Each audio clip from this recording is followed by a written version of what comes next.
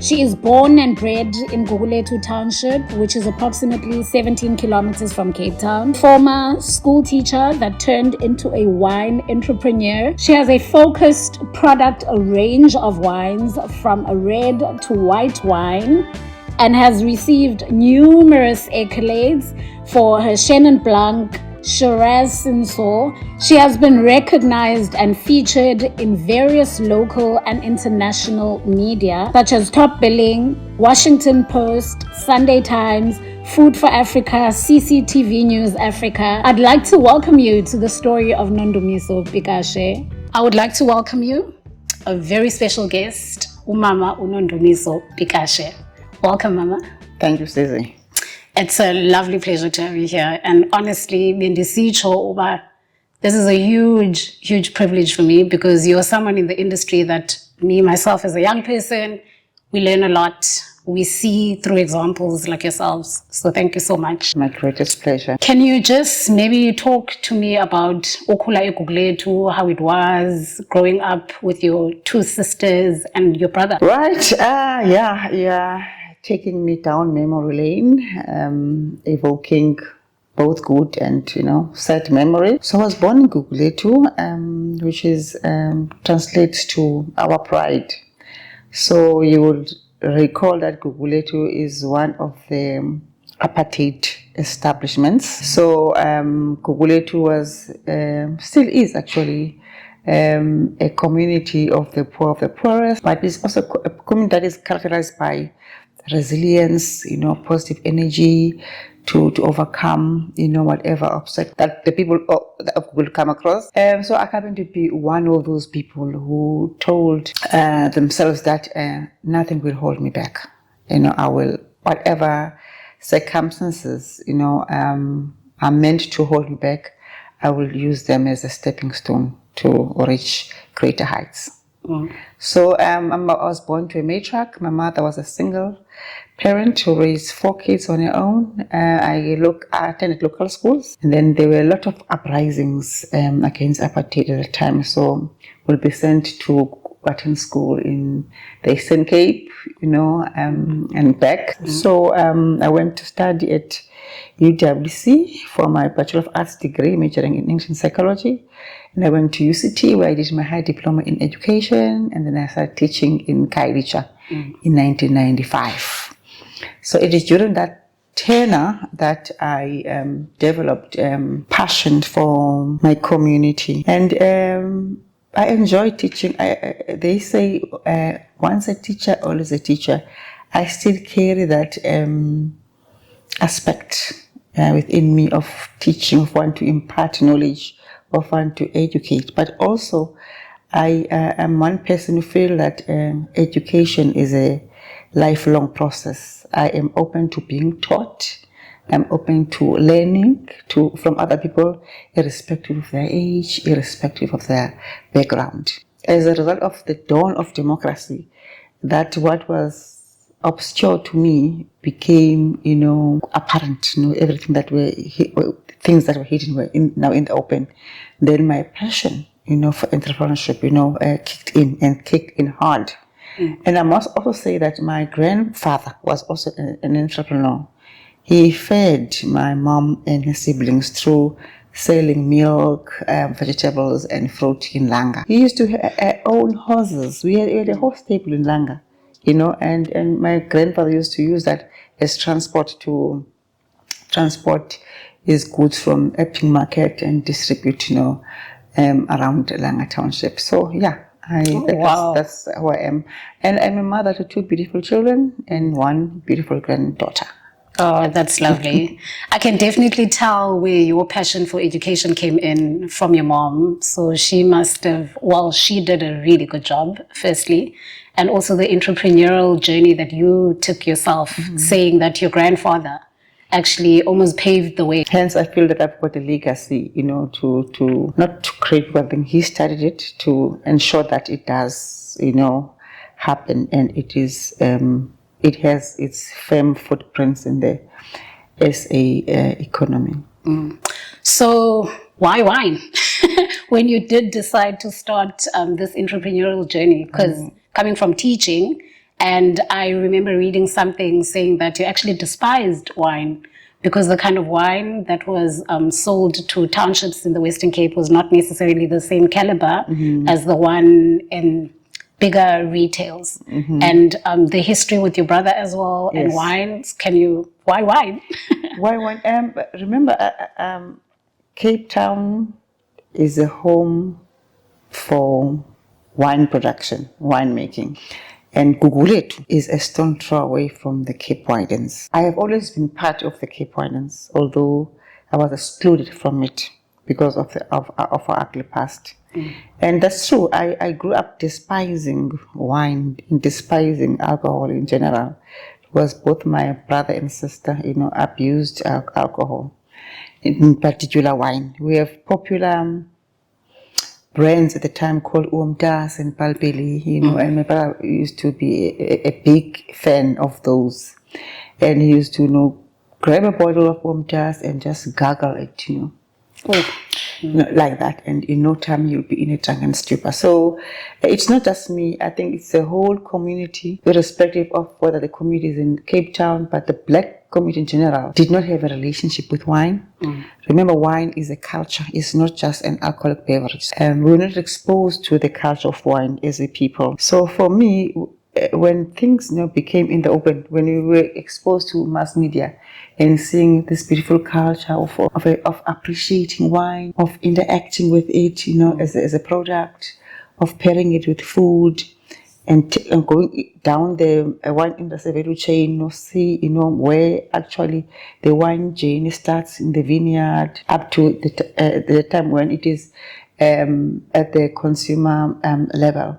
So I was fascinated by that, because that's something that now I was beginning to be exposed to and to be aware of. So that's the reason why I got into wine. I found it fascinating. So my attitude of despising wine became non-existent as soon as I discovered, what a wonderful product, wine is. And I distinguish between wine and other alcoholic beverages because wine is just, I never knew that you can actually, wine comes from a grape berry, So now when I'm like, wow, this is actually fascinating. And I also think that wine is exposed to other alcoholic beverages have limited chances of leading one to be an alcoholic, because of the way, even the language that we use in the wine space, we don't drink, we appreciate wine, we enjoy wine, we pair wine with food, So it's about taking things mildly, with focus, with interest, and moving also from an informed and knowledgeable a point of departure. And your brand is Ses'fikile Wine, which is a very beautiful Xhosa name. Can you tell us a little bit more about where that name came from and just the significance of it? Yeah. It was a well thought through process. When I looked at the wine industry value chain, it was quite intimidating. I was at a point of saying, no, I can't make it here because, there's a land issue. I don't have money to buy land. There's a means of production, part of the value chain, distribution and logistics. There is retail, so I couldn't be part of any of that value chain. I don't come from a family that has generational wealth. You know how teachers are paid. It's from hand to mouth. So that's how the Ses'fikile, brainchild came into being. Was to get, it was a point of entry into the wine industry. I had to be very careful in crafting the brand. Ses'fikile, as you correctly pointed out, it means we have arrived. So it's an arrival that is not stationary, that is not stagnant. It's moving. So it's a multi-faceted concept. Talking to gender issues, talking to nation building issues, talking to the industry itself, as not just a commercial, a space, but as a heritage.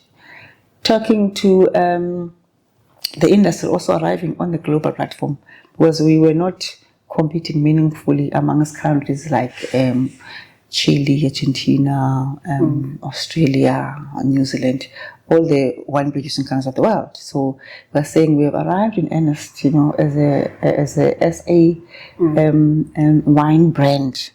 We have a history of winemaking that dates back to 1659. That's a long time. So there's expertise there, there's skills there, there's passion there, there's innovation there, history, there's heritage. Our country needs to be recognized, for that. So Ses'fikile also, refers to that. Women have always been overlooked.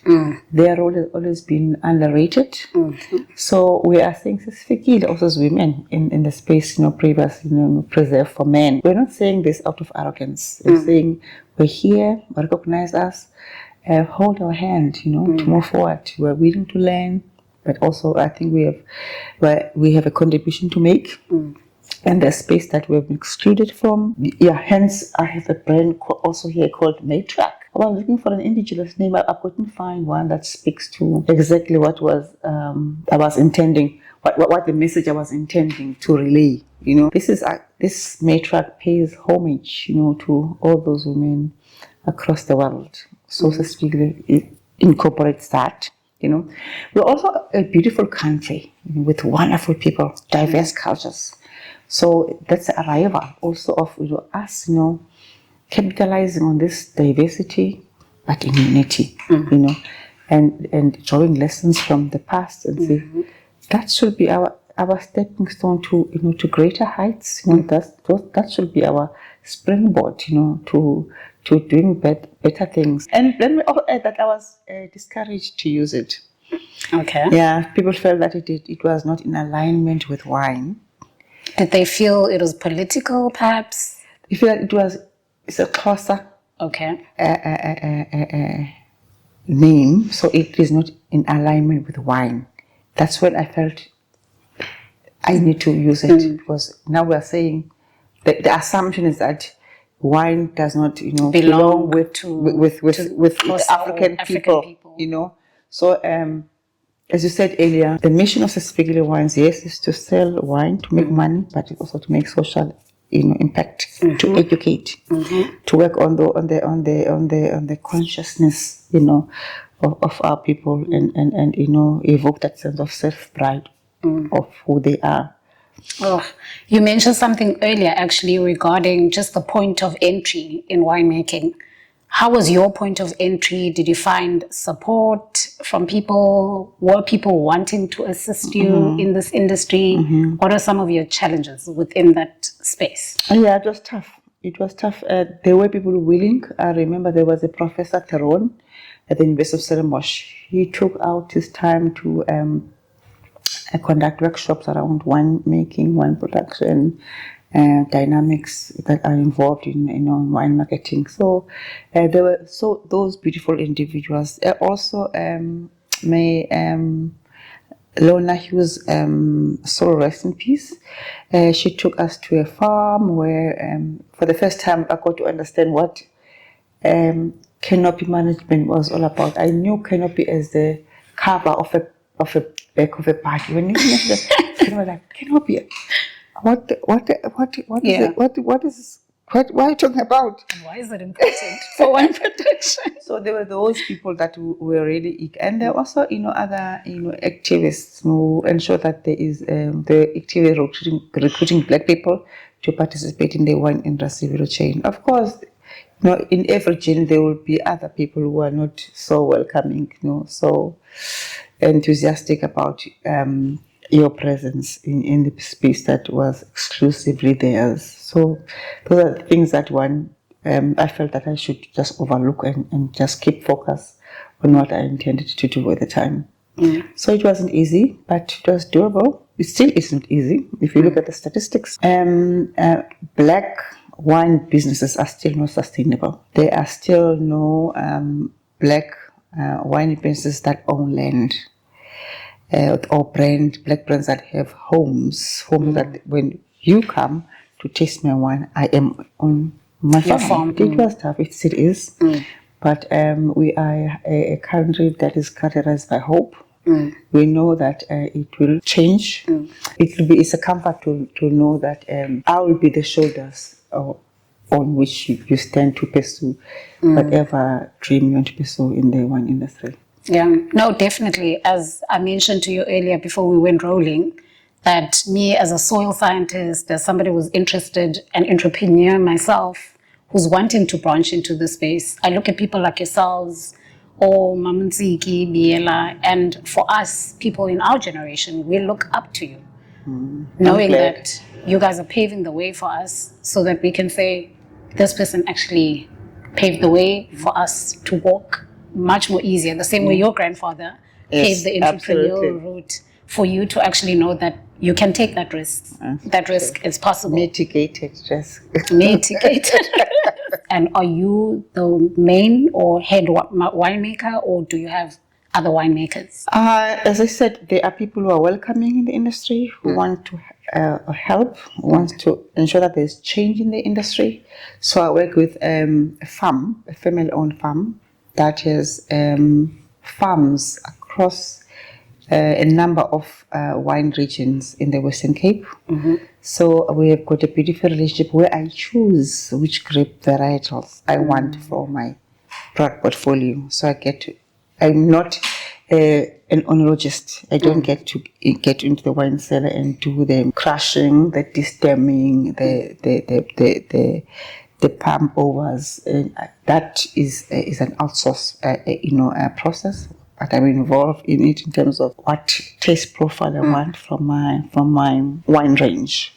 So the main space is in Stellenbosch, but there's another one in Malmesbury in the Swartland area, or in any part of those means of production. And you were talking about you choosing the varietals that you get and the flavor profiles. Yes.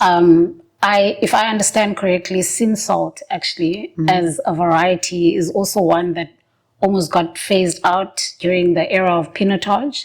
You're already following me. I did my research. That's how much I respect you.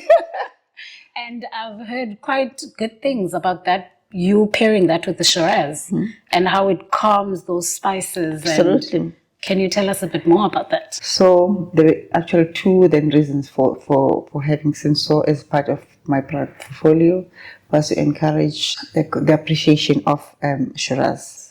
Also was to help to resuscitate Shiraz as the grape variety, because it's a good grape, and also I love the name Sensor. Yes, Sensor sounds quite fancy now. Yeah, and also it as well. I had an interview with Tim Atkin. The Tim Atkin, were 5 black-owned brands that were selected to showcase our brands to him. And I thought, okay, this is my time. Social impact. We impact on anyone, irrespective of their position in the wine industry. So I brought along a plate of umngqosho with stewed beef and cream spinach, and also bought umvubo, plate of umvubo. So I prepared him, and he was like, everyone who was there before me, I knew they would have spoken about the residual sugar of the wine, the alcohol percentage, how it was vinified. Is it wood? Is it unwooded? Where, from which region is it from? All of that. But I thought, he knows all of that, Let me take him to a different space. So we paired umngqosho with Shiraz and so. And he actually took about 3 spoons. Of this is actually nice, and I've got pictures to prove it. And also, with the Chenin Blanc Roussanne, and I was discouraged by a local chef. He was saying, how can you pair a white one with umvubo? I'm like, what's wrong? That's what we have in summer, the same way people have salads. Why should we? Because part of my mission is to elevate. I even hate to use the word elevate, but to bring to the fore African cuisine. Exactly. It seems to be forgotten. And that food nurtured me. It continues to nurture me, continues to nurture my children. It's like... It nurtures so many South Africans. It's like, it's substandard. I've never seen I've attended many wine tasting, many food and wine pairing events, but I've never seen African cuisine being a part of those food and wine pairing, sessions. So that's one of my things. Now to say, why can't we have a dish of umngqosho with tripe and paired with Cabernet Sauvignon Merlot? Why can't we have popoti? Yeah. Paired with mashuras and so. Why can't we have pap with mopani worms, if you like, paired with pinotage, I mean, we all say wine is subjective. Your palate is different from mine, and the reverse is also true. So going back to your question, that's how I arrived at Mishiras, and so it is to like create change, to say that wine is not static. It's we talk about innovation, but we're not talking about when supposed to how we're supposed to be appreciating it. And I'm here to ensure that the space of wine or the wine circle is open wider. And I think what your brand does brilliantly is exactly what you said. You are an identity that stands for, number one, introducing many people that associate ngqosho, oxtails, and being able to teach them that this is what you know, and you can pair it with what you know as well. So you're bringing that market as well to start appreciating wine. And secondly, we've got a lot of international people coming to South Africa. They want to start understanding our cultures, our languages. And when they get here, it's a mini Europe. And there's nothing different. Exactly. And that's why, we have people who just outrightly ask to meet black wine brands. And I'll tell them, well, I don't have a farm. They come to my house and we do tastings, and they would like I had a few people from America, and one of them was their birthday. Excuse me. And she said, "This is one of my best birthdays ever." Oh. And we sat, we had a conversation like we're having, and yeah, I mean, the world of wine needs to be open wider. This beautiful heritage needs to be shared with the people that it belongs to. So that's part of the Ses'fikile mission. And also, what I'm about is to work with schools. We have a higher rate of alcohol abuse, a higher rate of teenage pregnancy. We all know sex and alcohol sometimes come together, and I think also other people find themselves abusing alcohol out of ignorance, out of lack of knowledge and information. So I feel if we engage with young people in the wine world, we'll be able to curb, abuse of alcohol. And that's also another form of giving back, to be like, let's appreciate it, let's be responsible with it. It can also curb, as you mentioned earlier on, the gender-based violence, which is a major thing in South Africa. And again, alcohol and gender-based violence, we know, sing what's a group. Yeah, absolutely. And it was very evident with COVID times when they closed down some of the sales of alcohol, mortalities went down. But I actually want to come back to COVID and ask, how did that affect your business? Big time. After COVID, it was like we were starting afresh. We have not recovered even now because, as you know, the local market is still controlled by long-established businesses, so they resist, having brands like this in the main market. So. Frankly put, the wine market is very much monopolized by established brands. And it's said that there is no regulation thereof. So the COVID hit hard. It hit very hard. So we are at the midst of the export market. So I've got two beautiful relationships in the UK and the US, and the US one is a special one. Gugulethu Wines, our Ses'fikile's mission and values are greatly reinforced by Gugulethu Wines company. So how did you actually get that market access, the international brands and the relationships that you have? I'll start with the US one. I think it was fate. It was maybe my mother's prayers, my prayers. They found me on the internet and they pursued me, and we had we had conversations via Zoom. I told them what I'm about, what my mission is, and then the next thing I know, they want to come to South Africa and document my story, which they did. I took them to Gugulethu. Love that. And that's where I grew up, where I know jumped, up. semi-naked, as a carefree child. And we went hiking, up Ses'fikile Forest. And yeah, you can catch that story on www.gotherewines.com. And I was like, why are they interested in me? I mean, I don't have anything to offer. You've got a beautiful story that a lot of people don't. Yeah, but I felt it might be risky for them, But they said, we chose you. We want you, The next thing, they ordered 2 lines, Spinach and the Bubbly, which is branded Go With The Wines. But you'll see the front story is about my messaging, my quotes. Like on the Pinot Touch, it will read as follows: I must be real to be whole. And on the bubbly, it says, this wine celebrates all matriarchs. So their approach to the wine business is social, economic. So they identified 4 countries that produce wine but are unheralded. So it was South Africa, Lebanon, Georgia, and the US. So South Africa, they chose me. Lebanon, a group of grape growers. Thank you. And Georgia, 2 sisters and a brother.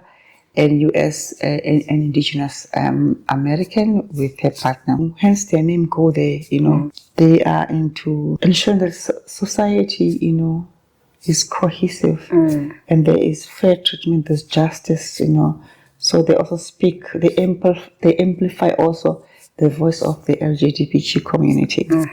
So after the order, it was time to launch Go There Wines. So I was invited up to the US. It was a 2-legged event. We started in LA. From LA, went up to Washington, D.C. So I spoke, in both events about my beautiful country, also about the Ses'fikile journey.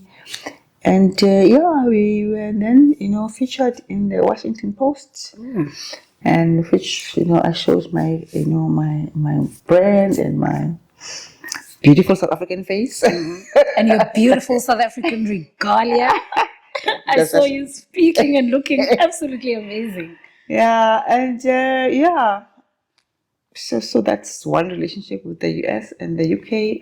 I was just going through Wines of South Africa's newsletter. I saw this inquiry about Alice Wines looking for Chenin Blanc. I was like, you're looking for Chenin Blanc? I've got something special for you. So I wrote them to say that I saw your inquiry in the Waza newsletter. I think I've got something better to show you. They said, okay, send us samples. So I sent them the Shiraz Muso and the Chenin Blanc Rosal. So they said called three phases of tasting, blind tasting. That's what I loved. So I got feedback. So it is going to show all 3 phases as top, of the wines, both, blends. Then I was asked to send another batch of samples, which I did. Then they said they're coming down to South Africa to Cape Wine. 2022, I said, of course, I'll be there. They really came. We took pictures on my stand. And the next thing, they ordered 112 cases of each line. And this is also my story and my approach to the wine business. Yeah.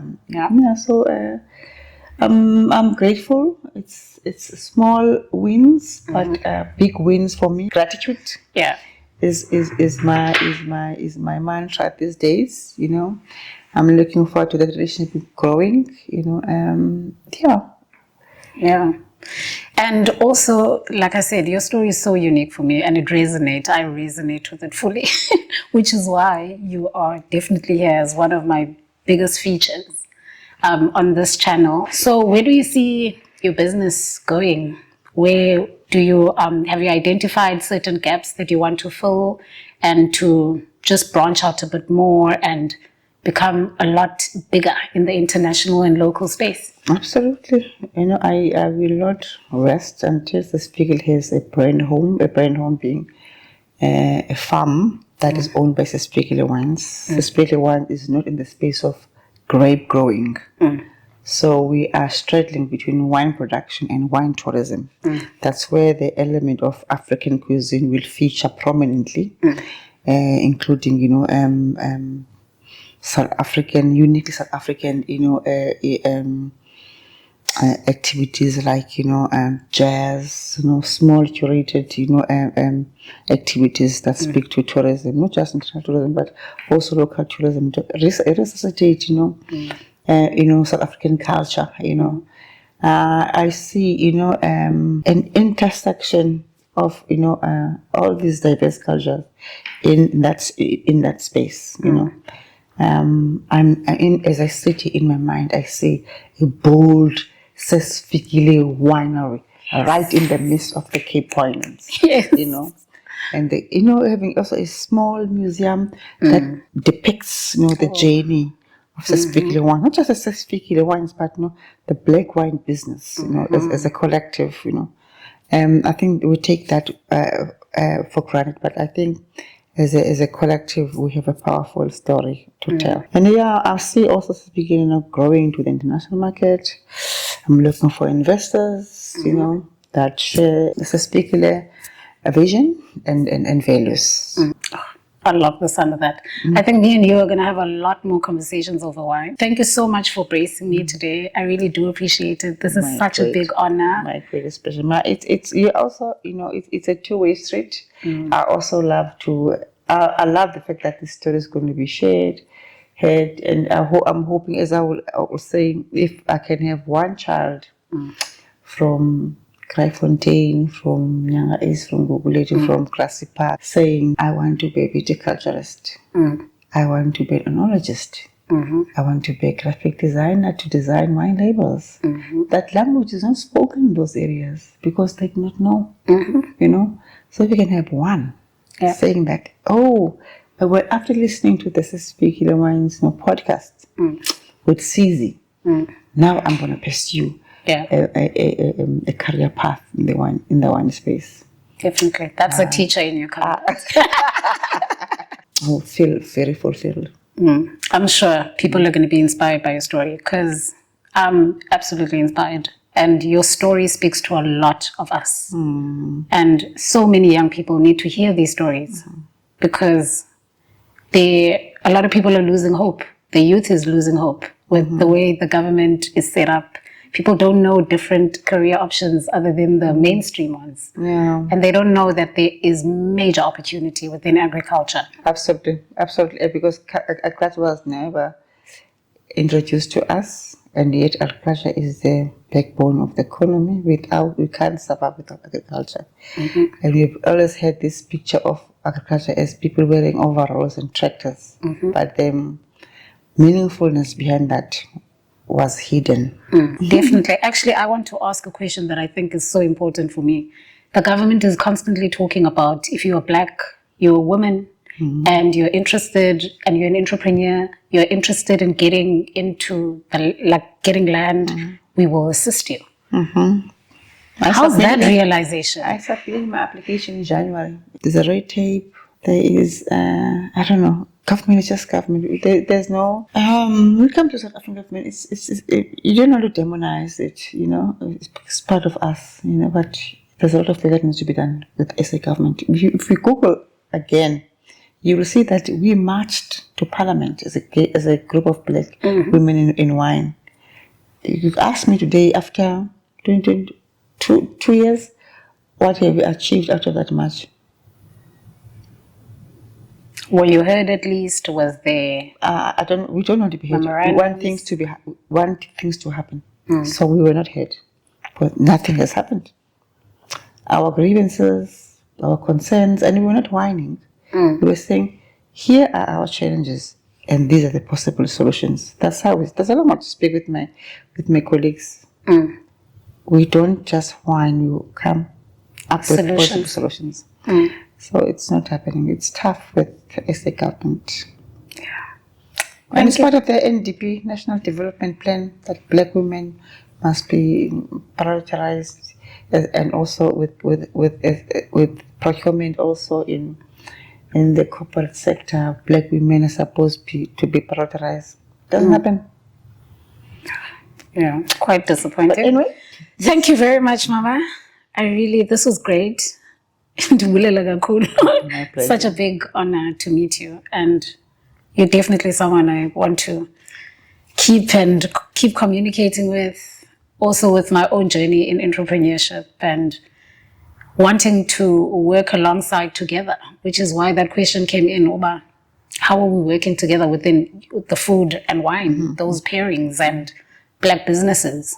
And also people like as young as myself, Unongcebo, that are learning, and we might be quote unquote trapped in corporate at the moment because we're learning. We need to learn. Absolutely, we do. And we need to understand the value chains, market access, how the machine actually works and operates. Absolutely. Absolutely. But the goal is to make sure that Tina Singabantu, we also own and we work together. Absolutely. Because especially at the end of the day, when opportunities are there to own and run your own businesses, and I agree with you. No, let's make that appointment happen. Yeah, definitely. We'll make that appointment happen. Okay. Thank you. Cut.